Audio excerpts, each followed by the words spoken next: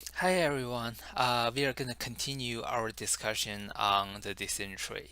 And as we learned from the lecture yesterday, well, decision tree is simply a set of if-else branches. So we started from the root and then we check a condition, and based on the decision we go to one side, and then we keep on doing the checks, and eventually at the leaf and we will receive a label.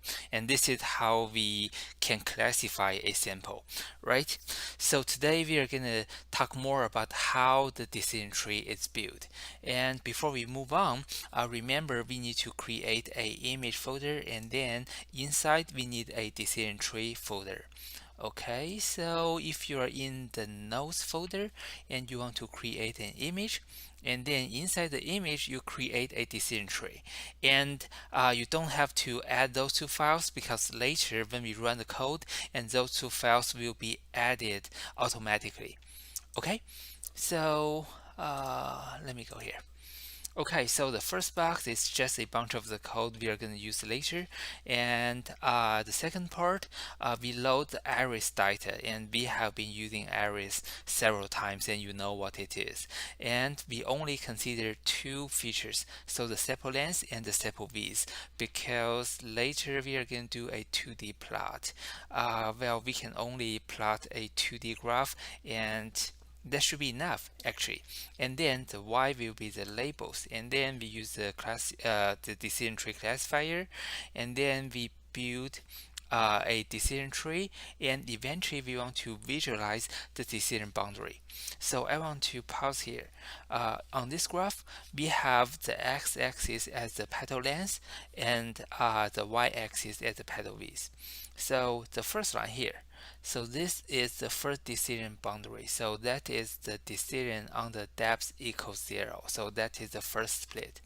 And then this horizontal dotted line will be the second decision boundary, and that is the depth 1, which is the second decision. So when we make the first decision, and then the class on the left, and as you can see, this is a 100% pure node, right? So after we make this decision on that decision boundary, and then what we can say is on the left side, and it is already a pure node. And if it is already a pure node, once a new sample has gone here, and then we can say, okay, here is a label, because based on all the samples when you receive here, and we can say you must have this label. Okay, so if we see the decision tree, and it is like this too. So the first decision we are going to make is based on the petal length, and on the petal length, if it's smaller or equal to this 2.45, and then we will give the sample setosa. Why? Because it is 50 0 0. So 50 on one class, 0 on the second class, and 0 on the third class. So it is a 100% pure node right now.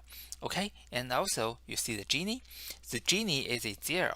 So it seems that if you have the Gini as a 0, and then it is a 100% pure node, right? Okay, so let's come back. And the second decision will be here. So this is the second decision. So if you go down here, the second decision will be made on the petal width. So if the petal width is smaller or equal to 1.75, and then it is a green node.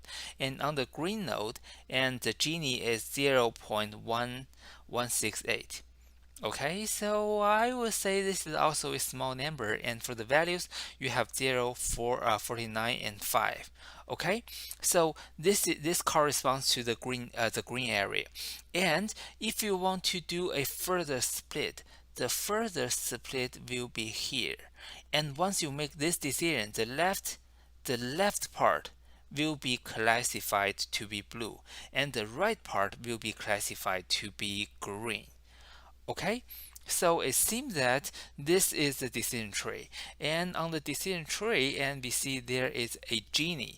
Well, and as we can see, the Gini, it seems that it's smaller the better, because Gini is a 0, and then we have a 100% pure node. And for the Gini is 0.66, and then it is a higher number, And in this case, probably we have a good mix of different classes. So this is our rough idea about the Gini. So, well, the Gini impurity in the decision tree is a matter of how pure or how impure a node is. Okay, so for example, if you want to take the green node, and then that is the percentage of the first class square, the percentage of the second class square, and then the percentage of the third class square, and then 1 minus 3 of those values, and then the remaining value will be the Gini value. So we are just using the green one as an example. Okay, so there are 54 nodes, and 0 divided by 54, that is the percentage of the first class, and this is the percentage of the second class, the percentage of the third class. Okay, so this is how we can calculate the Gini value. So now this is the exercise for you. So calculate the Gini impurity value for the orange node. So that is the node here. And also what is the Gini impurity of the root node. So, well, this is here. And how do you use the 50, 50, and 50 to get this Gini? And eventually, well, what are the highest and the lowest Gini impurity possible, and how can we get them? So you may have to try different values or even different combinations of the values and see how you can get the highest and the lowest possible of the Gini values. So I'm going to pause my video here, and I will see you in the next video.